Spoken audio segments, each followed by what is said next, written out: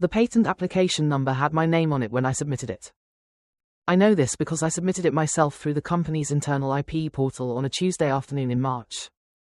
After 8 months of development work that had produced something I was genuinely proud of. I had documented it with the particular care of someone who understands that ideas without paper trails are just ideas. I know the name was there because I printed the confirmation page. I keep confirmation pages. I have kept them since my first year in research when a senior colleague told me that the most important thing you can do in this industry is create a record of what you did and when you did it. Advice I had absorbed and applied consistently for 6 years. The confirmation page had my name, the date, the application number, and the title of the method I had developed.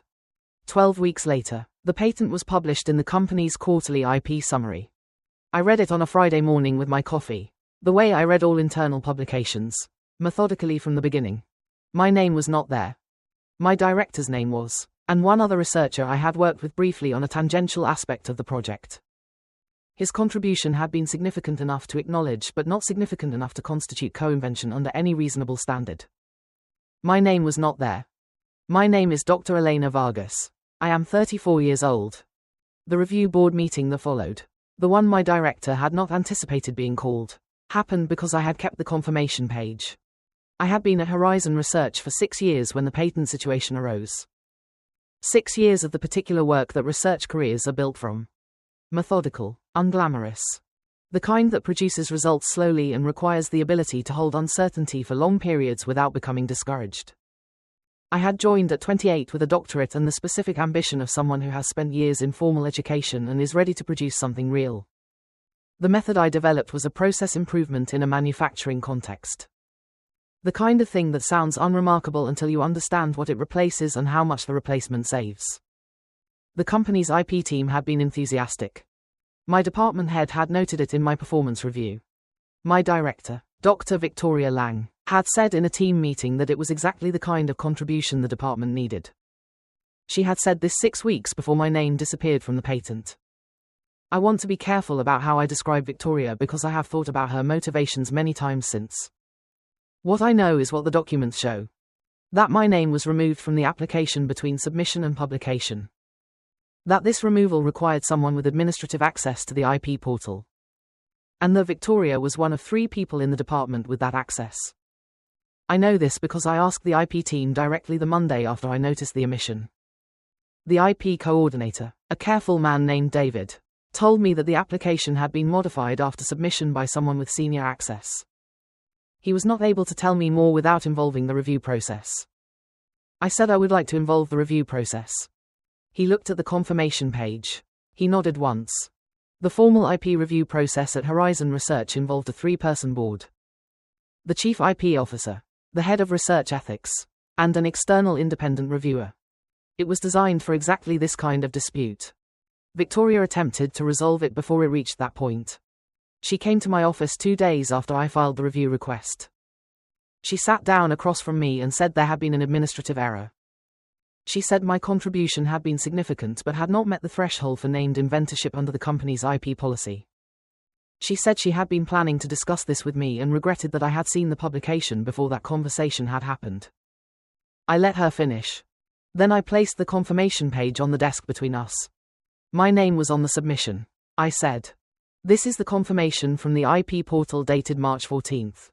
My name, the application number, the title." I pointed to each element. If my contribution did not meet the inventorship threshold, that determination should have been made before submission with my knowledge through the standard review process. It was not. The name was removed after submission by someone with senior portal access without my knowledge.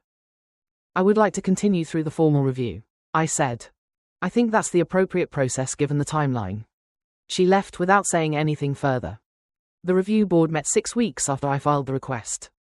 I had spent those 6 weeks preparing with the focus of someone who understands that preparation is the only thing you control when everything else is uncertain. I had assembled every document related to the project. Lab notebooks, development logs, email threads, the original project brief that had been assigned to me alone, meeting notes from the 8 months of work, the filing confirmation, and a 14-page technical summary. The review board meeting lasted 3 hours. I presented for 40 minutes. Victoria presented for 30. There were questions from the board which I answered directly and completely. And then there was the question. The Chief IP Officer, Dr. Eleanor Hayes, looked at Victoria and asked her to explain the technical basis for the inventorship determination that had led to the name change. She asked her to be specific.